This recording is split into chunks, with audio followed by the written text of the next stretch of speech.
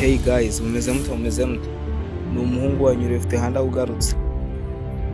Noneho uyu munsi ngiye kukwereka uburyo uzajya ukoresha mega za MTN unlimited itarangira kandi nta mafaranga na make watanze ari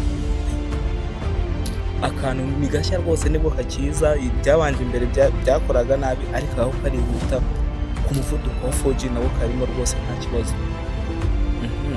Twagiye sasa nkurikirana 5 kuri 5 wowe byonyine ireba hano urabona ko nta mega mfite kuko zirafunguye kuri simukadi ya MTN. Reka nze nkwereke,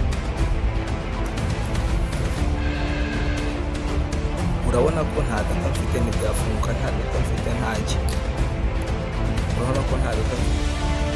Wowe sasa reka nze nkwereke uri buze gukoresha data kuri twagiye sasa. Ana ka application ngiye gukora kuri downloading, aho iyo muntu ka downloading nyine abantu bimusaruje shyiraho akabifi cyane. Iyo ufite mega zisanzwe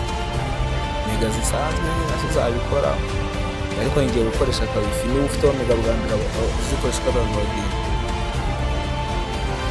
ndagusabye ukurikire video kugeza irangiye, apana gutekereza hagati ngo ubone ibikurikiraho biki girebe kugeza irangiye, ukurikirana amategeko arimo byose kugira ngo bize gukunda neza, ujye ukoresha data za gihe cyose. Uhita uzana aho washakira ama application nyine, uhita wandikamo Stark VPN reload. Urabibona ukuntu wabyanditse, hari ukuntu nabyanditse. Uhita uhitamo iyi ngiyi, ikandeho, nurangiza utuyinstallinga nyine bisanzwe. Iyi ngiyi imeze kuri abare winstalinga, ibintu byo kuzana izindi zigize zitari iriya ntago ari byo. Tegereze kirangira. Ndakwibutsa ko nyine wowe utarakora subscribe urimo uracikanwa n'ibintu byinshi ngenda mbagezaho. Bafite application zitanga amafaranga ibiki byose. Nyuma y'umusozo w'iyi video wagenda ukanareba n'izindi video zanjye zirimo ibintu byinshi nakwigisha tubisanzwe. Urabona ko application yacu amaze kurangira, ubu twayifungura noneho, ariko reka tubanze dufunge yawe ifinya tuje kudownloading. Yo wifi reka tubifunge bisanzwe, twifungura application yacu.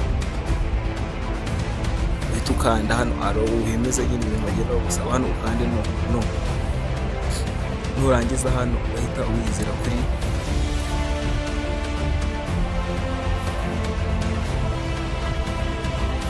uyizira kuri kano kantu kanditseho na redirect.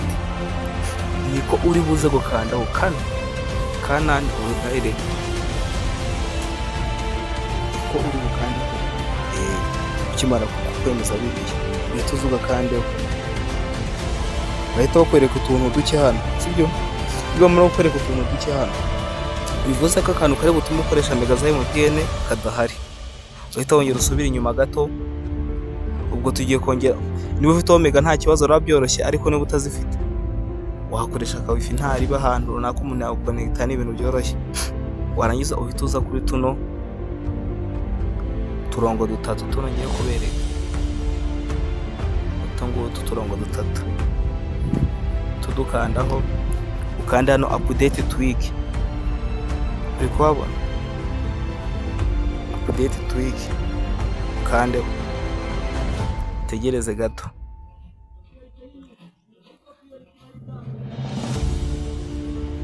Tegereze birangire,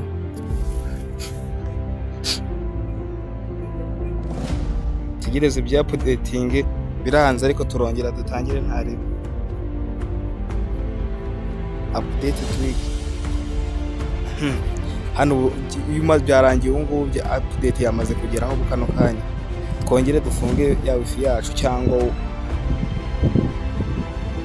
tuyikureho nyine. Hano urahita uza ugaruka ahandi handitse nano redirect, hano uhita uzuha kandi urabona ko isaza ibintu byinshi cyane, ibintu byinshi cyane. Wowe urahita uza ukande kuri kano kanditseho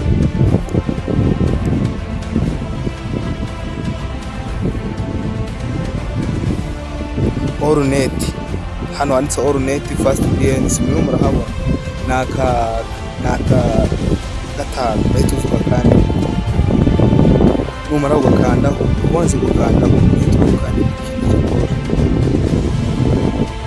iki ngiki cyo hejuru y'inza kaboro kandi numara kugikandaho kandi hano handitse ukira bagusaba kwemeza ko iyo application ikora muri telefone yawe kandi okay utegereze gatoya urabona ko yabaye connected ibyo byakunze none wajya kuri internet wajya nko kuri YouTube n'urugero bya nibyo byanze mbere urabona